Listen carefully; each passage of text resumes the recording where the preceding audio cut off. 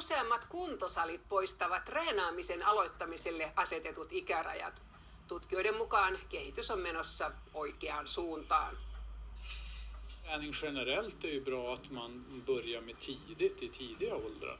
Men annars är ju det stora problemet idag att barn har för dålig fysik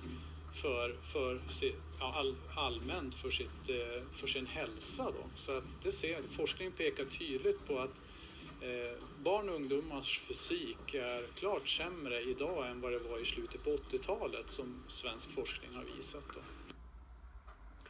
Henkilökohtainen valmentaja Jarkko Kortelainen Göteborgissa on myös työssään nähnyt nuorten kunnon huononemisen. Mitä sille pitäisi tehdä, Jarkko?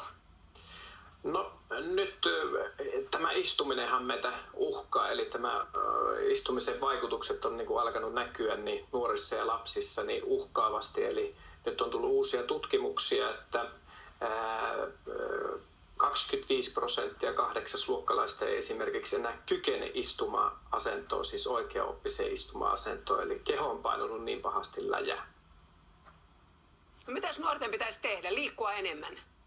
No nyt nuorten pitäisi totta kai liikkua enemmän, mutta sitten pitäisi myös vanhempien herätä siihen todellisuuteen. Eli puhelimet ja iPadit ja tietokoneet ei ole parhaita lastenvahteja, että pitäisi niin kuin aktivoida omat lapset liikkumaan, että ei pelkästään sillä tavalla, että viedään tuonne seuroihin, vaan myös tämmöinen arkipäiväinen liikunta on pakko saada takaisin, koska muuten ei päästä eikä selvitä enää niin työelämästä tulevaisuudessa, eli uhkakuva on erittäin suuri. Eli tämä, että nuoret menisivät kuntosaleille nuorena, niin se olisi ihan hyvä idea sunkin mielestä?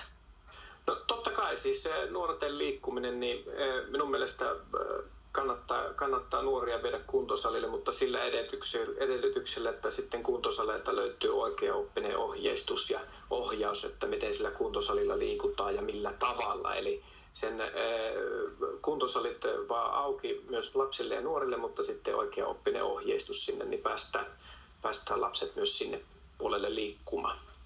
No nyt uusien tutkimusten mukaan aikuisille työtä tekeville riittää, jos vaikka viikolla olisi ihan liikkumaton, jos viikonloppuna kuntoilee 2,5 tuntia kevyesti tai reilun tunnin tosi rankasti.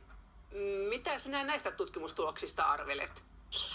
No mulle tämä tutkimus, kun luin sen, niin tietysti oli positiivisia uutisia se, että se tuohon sydän- ja verisuonitautien alenemiseen vaikuttaa 40% tämä määrä liikuntaa. Ja mulla olisi tietysti ammattilaisena tässä ollut halu nähdä, että miten paljon nämä ihmiset sitten istuu tämän tutkimuksen aikana. Eli pidän tällä hetkellä suurempana uhkana tätä istumista kuin tätä liikkumisen määrää, koska millään liikkumisen määrällä ei saa poistettua näitä pitkäaikaisia istumisen vaikutuksia kehosta. Se riippuu tietysti paljon henkilöstä, osa liikkuu paljon, osa liikkuu vähemmän, mutta aina yritettäisiin löytää semmoinen motivoiva tapa liikkua sille asiakkaalle, jolloin sitten päästään näihin tavoitteisiin. Ei pelkästään siihen, että ei kuole liian aikaisin, vaan myös se, että se elämä olisi mukavaa ja kivutonta. Kiitoksia Jarkko Kortelainen. Tuhannet kiitokset.